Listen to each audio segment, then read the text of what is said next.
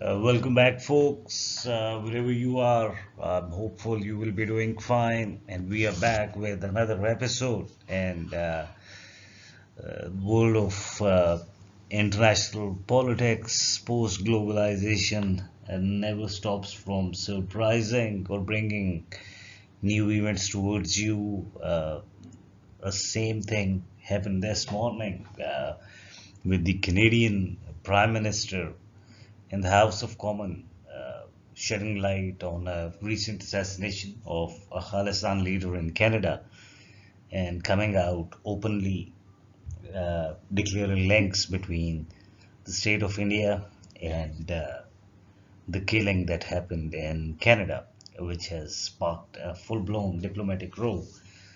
Uh, it's very important that in order to understand this new wave of tension that India is experiencing with Canada, how the track record has been throughout the years. So we have compiled a small insight into how India has been behaving recently. So moving further to understand this behavior from the state of India, we have to look into the aspirations.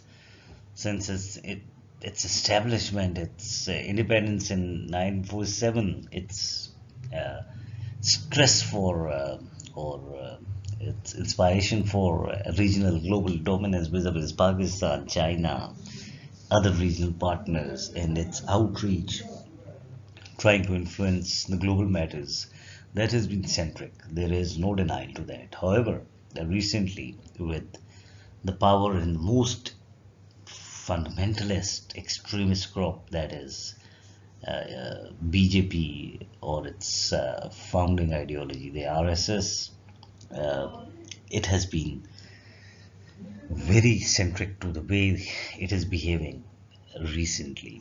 There's no level of tolerance, especially toward the minorities, no question at all. They pursue it with absolutely no norm, no morale in sight. There is no room for dialogue or tolerance. And if you see the history, it's a never ending debate. All these countries, what they have in common is an Indian footprint. Pakistan, 71, the way they are. Mukti Banis in East Pakistan, who went on to do a massacre. It's difficult to count the bodies there, but that was all supported by the Indian apparatus and claimed with pride every passing day. Recently, when PM Modi was in Bangladesh, maybe in 2015, and that was the centerpiece that we take pride in what we did. Uh, However, not showing any remorse on the way civilians were killed.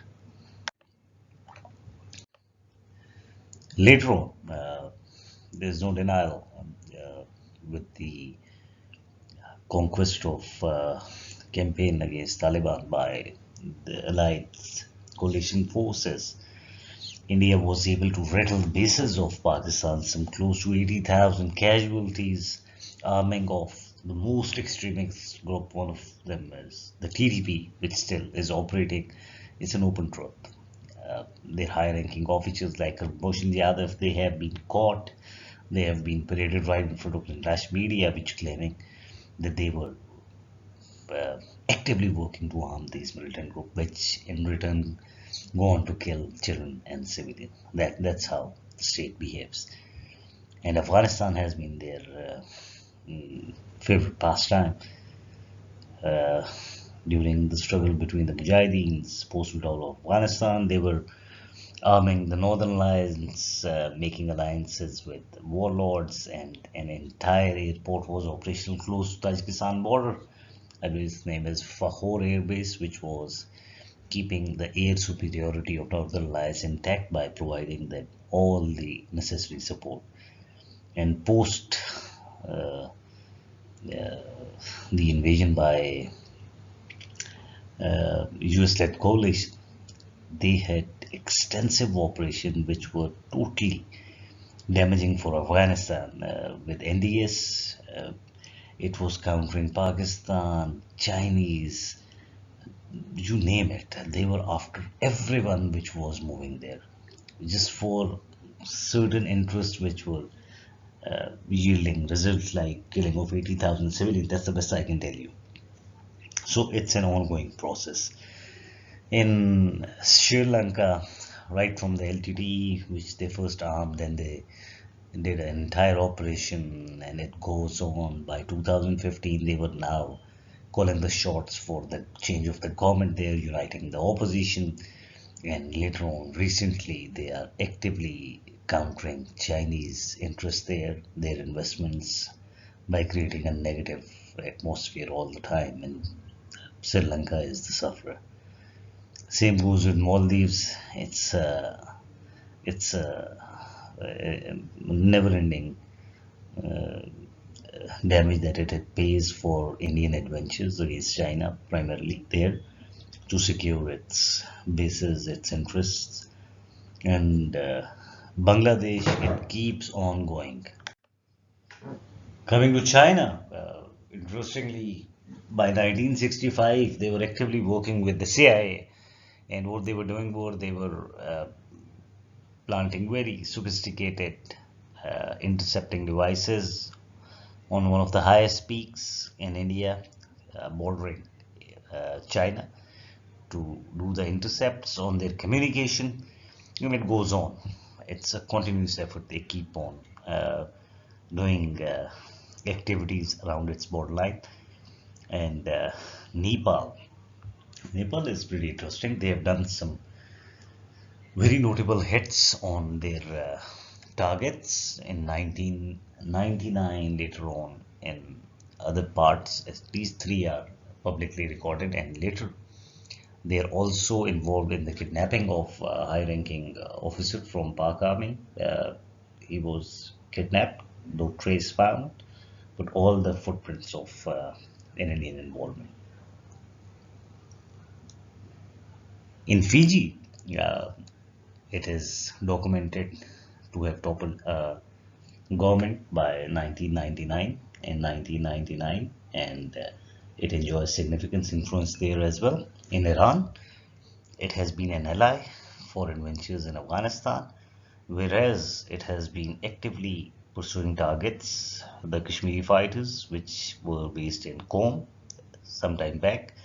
And not only that, its high-ranking operatives, they operate from Iran's port city like Chabahar into Pakistan, and one of them, Kulbushin, was caught in 2013, I believe, uh, the, accepting all the responsibilities for the terrorist activities undertaking in Balochistan and other areas. Same goes with Myanmar. It is actively conducting operations there, targeting its most wanted people within the territories, and it keeps on going. With the Kingdom of Saudi Arabia, recently it signed a very high-ranking pact, and that was for shared intelligence and cooperation. And prior to that, post 2013, it has successfully targeted and uh, deported its people of interest from Saudi Arabia. And in Tajikistan, it has a sizable presence, including an airfield that it operated for the Northern Alliance back in 1990s. And now we come to the new wave, which is against the Khalistan movement, which calls for the independence of its Sikh majority areas, yeah, through referendums across the globe that they are conducting now. I'm saying a referendum. That's in normal means is a vote to show your democratic presence. That's happening.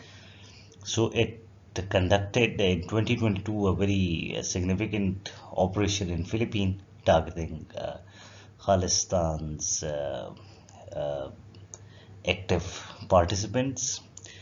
Further, they moved to Belgium, infiltrated their ranks. Same was recorded in Italy during this timeline. And then by 2023, they have gone all out. Avtar Singh, who was one of the leaders of the movement based in UK, uh, with all the traces of poisoning. He was assassinated. In Pakistan this year, uh, Paramjeet Singh was assassinated while he was taking a walk, and that was a very sophisticated hit. And in Canada, by June, Hardeep Singh again assassinated by a hit squad. So these are all the footprints. So the world has to realize that if North Korea and other countries like this, Libya, previously can become a threat to global peace and the values of freedom of speech, association that we all carry, an unchecked waiver to India in the name of economic prosperity won't work. That's something you're breeding, just like the Europe nourished Hitler from 1933 till 39 before realizing it has become too big to slow down, and then the entire world had to stand against his tyranny. So it's not far away the way doctrine of hate is ruling and penetrating into an entire state of India. It is unbelievable. Just look at the visuals coming out. No one is safe. The Dalits, the Christians, the Muslims, the Sikhs. It is something which will, which is already killing in hundreds within the boundaries, and now it is going across boundaries, accepting no norms and taking the targets wherever they can find in the most gruesome manner. So that's it. We'll meet next time. Thank you.